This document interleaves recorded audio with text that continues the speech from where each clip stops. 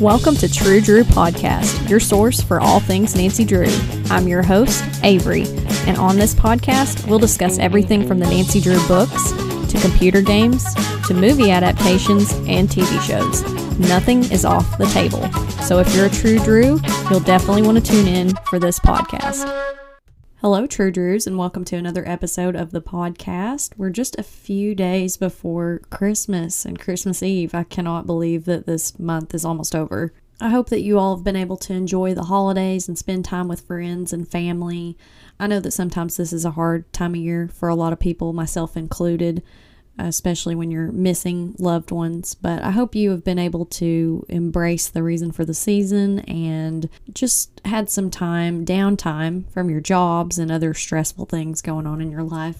I'm actually really excited because Christmas Eve is really big with my family. We always get together and with my dad's side of the family, and we have tons of food, tons of fun and games, and just getting to see everybody is always really nice. And I don't know, Christmas Eve has always been more fun for me than Christmas morning. It's just more festive and fun, I guess, because it's at night. It's also kind of cool because we're going with my husband's family to Disney. I have never gone on vacation during Christmas, so this is a big first for me, and I've definitely never gone to Disney around this time of year, so I'm kind of excited. I'm really wanting to ride like the Ratatouille ride. There's so many things, and I love Epcot, and I haven't been to Disney in probably like 11, 12 years, so it should be really fun.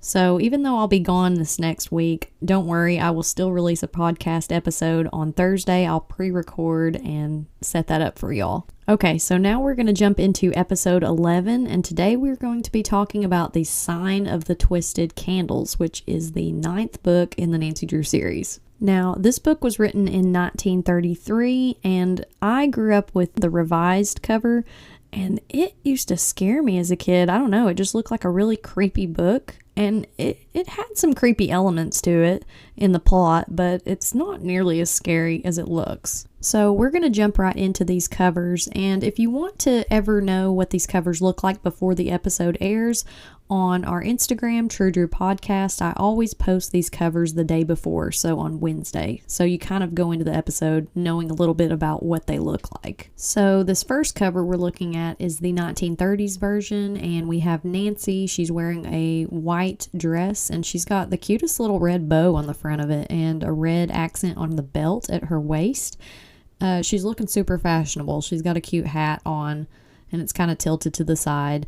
But we have Asa Sidney, who is sitting at this table in what I presume is the tower room in the inn that he is being kept in. And we see these twisted candles all around the room, and we see Mr. Jimmet, the inn's owner, crouched behind the door and eavesdropping, which this does happen in the book, so this pretty accurately captures that scene. Also, looking at this picture, tell me if I'm crazy or not, but I feel like Nancy looks a lot like Kirsten Dunst here.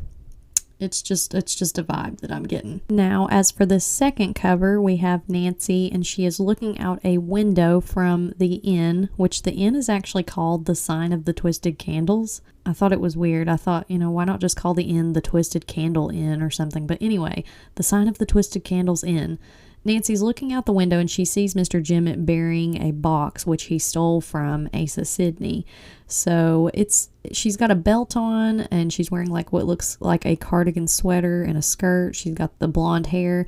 She looks very similar to the Nancy we see on the revised cover of The Secret of Redgate Farm. Almost identical, but on the right side of the cover instead of the left. Now for the last cover, and this is the cover that I grew up with as a kid, we have a predominantly green cover, and there's a huge twisted candle in the foreground. And then we have Nancy down in the bottom right corner. She's got the red flipped out hair. And then we have Asa Sidney, who looks honestly really sinister. He's got this long overgrown beard, and I don't know why, but he used to scare me as a kid when I would look at this book. But he's actually one of the nicer characters in this book. So I actually came up with several funny cover spoofs, and I did the revised edition, so that last one that I just mentioned where it's green and we have Nancy and the candle and Asa Sidney in the background. And I had my husband come up with the first cover spoof, and so he said, "The mystery of what birthday is this for you again?" or "How old are you?" Because it does kind of look like a birthday candle. And I came up with 2 cover spoofs, and the first one is the sign of the twisted earwax candle. Because this candle always looked like just earwaxy to me as a kid. It was like green and melted and twisted looking. I don't know, it's kind of weird looking. And then the second cover spoof that I came up with is the mystery of the sullen Santa Claus, because Asa Sidney looks just really mad. He looks like Christmas has been canceled for him or something. I mean, when you read the book, you see why Asa Sidney is so sad. He's kind of a tragic character in this book. Now, as far as rating these book covers, I gave them 5 magnifying glasses. I think that each of these covers has something different to offer, and they each kind of showcase, at least the first 2, scenes that are directly happening in the book. I feel like the artist did a fantastic job on each of these covers, so 5 magnifying glasses across the board. Now, there are several characters in this book, and we've already referenced Asa Sidney, who is the older man on the covers of these books. There's Bess and George, they're in this book. There is the Jimmets, Jacob Sidney and Pete Boonton. These are people that are respectively related to Bess and George. There's Carol Whipple, who is the foster daughter of the Jimmets and works at the inn. And there is Jenny. She's mentioned briefly, but that was Asa's wife. So I tried to come up with as brief a synopsis as I could that still kind of explains everything that's happening, so let's get to it. Nancy, Bess, and George get caught in a storm on their way to visit a relative of Bess and George at the Sign of the Twisted Candle Inn. Rumor has it Asa Sidney is being held in a tower against his will. The girls decide to have dinner with him in the tower when they overhear a girl, Carol, say it's his 100th birthday. The Jimmets, her foster parents and owners of the inn, are furious. As the girls are later leaving, they run into not 1, but 2 of Bess and George's relatives. Everyone wants Asa Sidney's fortune.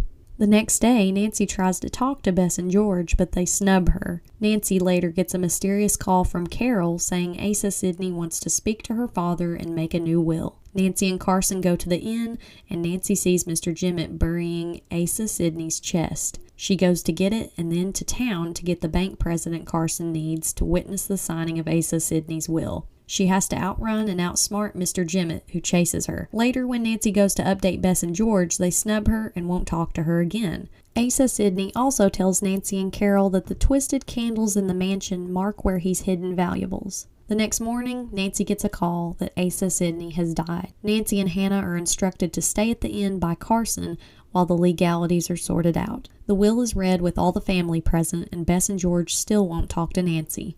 Carol Whipple is awarded over half the estate. Later, Nancy catches Mr. Hill, the bank president, sneaking around, and he and Jimmet get into a fight. Nancy takes Carol shopping and makes up with Bess and George. Later, she and Ned are double-crossed by a Mr. Creel, who drugs Nancy and hides her under a bed.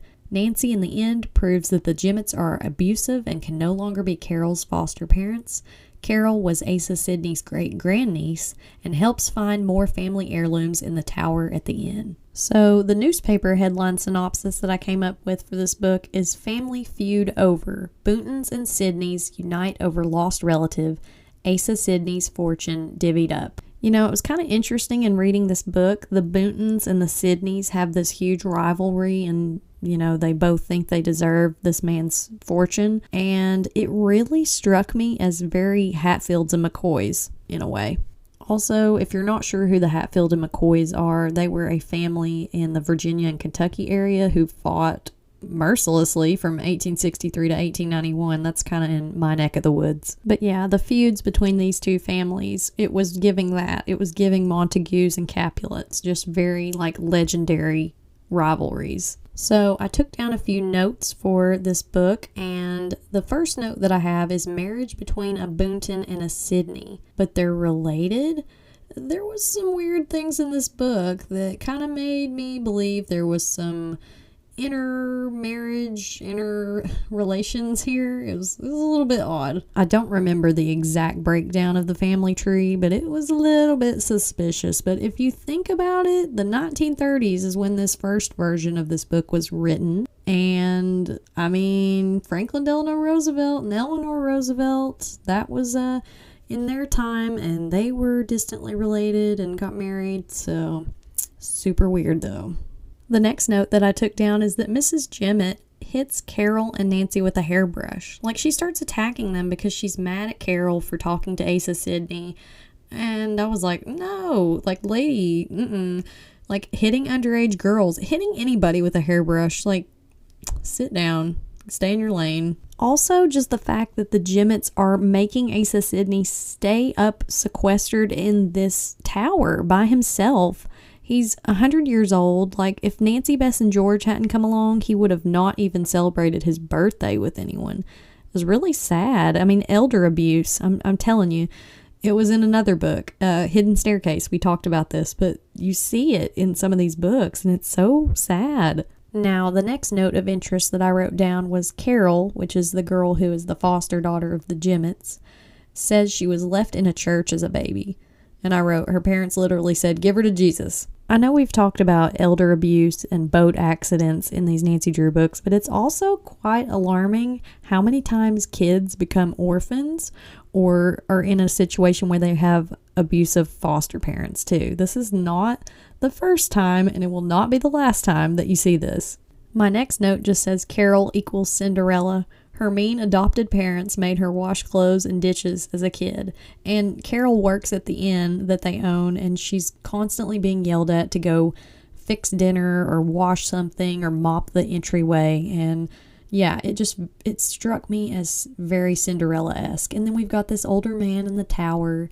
It's a bit like a fairy tale. Now, the next most heartbreaking thing that happened in this book was the fact that Nancy, Bess, and George had a fight. And Bess and George would not talk to Nancy at all because her father consulted with Asa Sidney and helped him write his new will.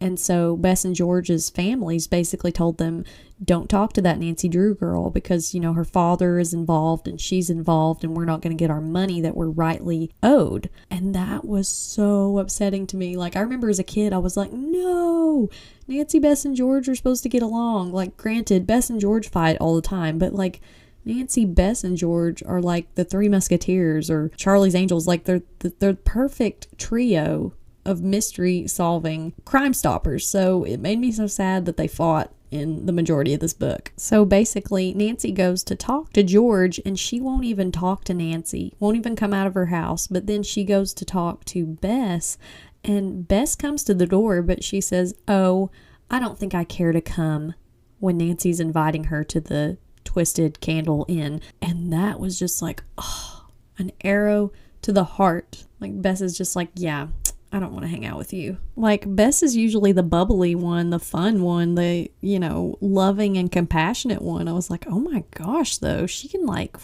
ice you out though. So my next note is just Nancy opens a chimney and all these bats come out at the inn. And Hannah pulls the back of her skirt up over her head, and I just wrote, I assume she was wearing a slip, but just that whole image is just comical to me. You know, these bats are flying around and Nancy gets soot all over her. It's quite an episode. Like, did Nancy learn nothing from Helen Corning when she opened that chimney at Twin Elms in the Hidden Staircase?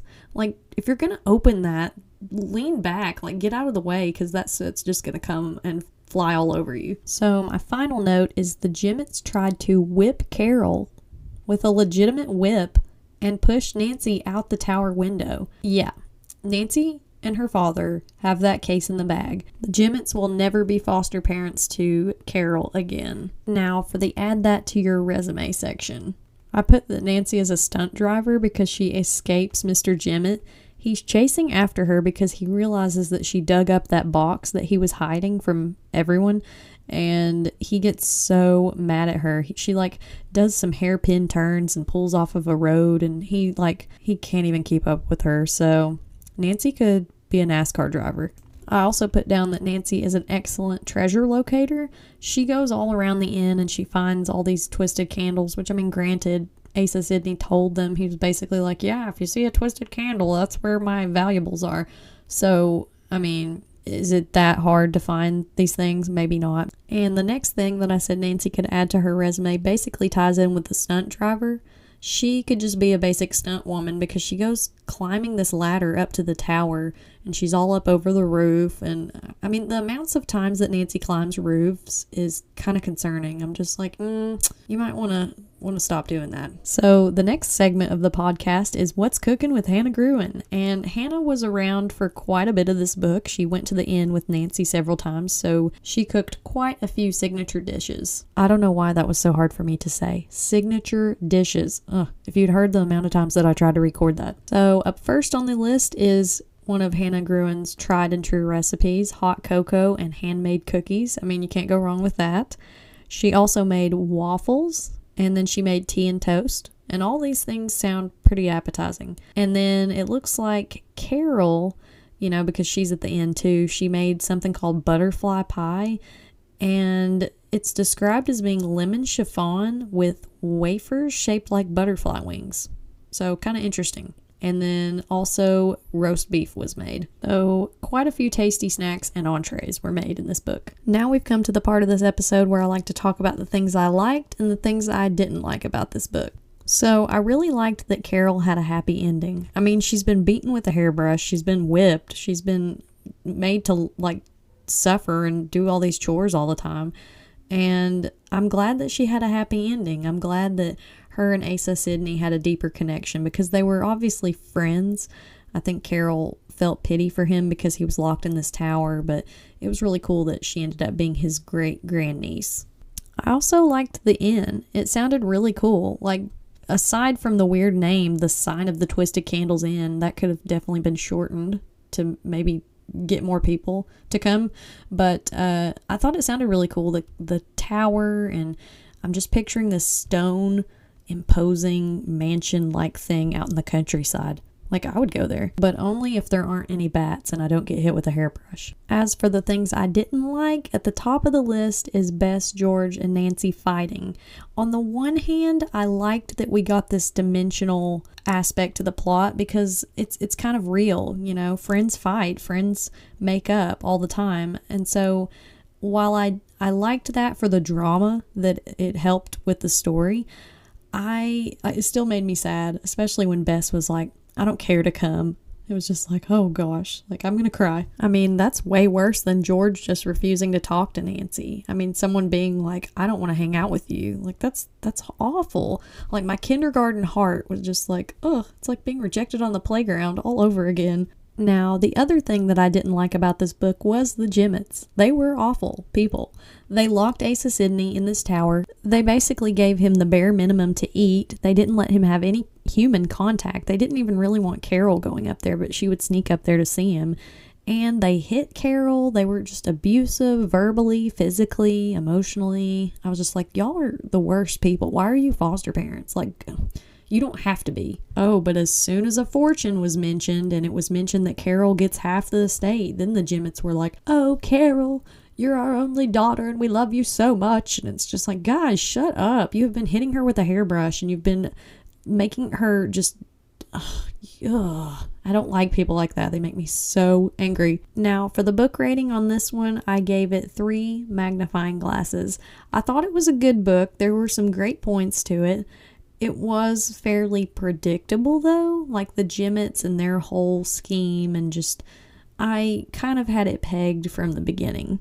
I like a little more mysteries in my mysteries, you know what I mean? I will say that it was a good book and it was an entertaining read. Some of these books are a little harder to read and some of them are really a joy and a pleasure to read, and I did like this one.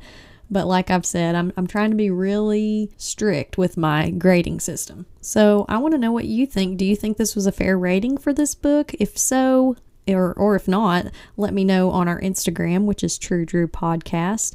And if you all would like to leave us a review on Apple Podcasts or Spotify or wherever you're listening, I would really appreciate it. I love making these episodes and have loved just delving into the world of Nancy Drew for this podcast. So that concludes our episode for The Sign of the Twisted Candles. Next week for episode 12, we're going to be talking about The Password to Larkspur Lane, the 10th book in the Nancy Drew series. As always, thank you all for listening. I love sharing my thoughts on these Nancy Drew books, and I guess next time I see you all or talk to you all, it will be after Christmas. So Merry Christmas Eve and Merry Christmas, and I hope you guys have a happy holidays. Until next time, thank you for listening to this episode of True Drew Podcast. If you'd like to stay up to date on the latest information and new episodes, our Instagram is True Drew Podcast. Or for general inquiries, you can email us at truedrewpodcast@gmail.com.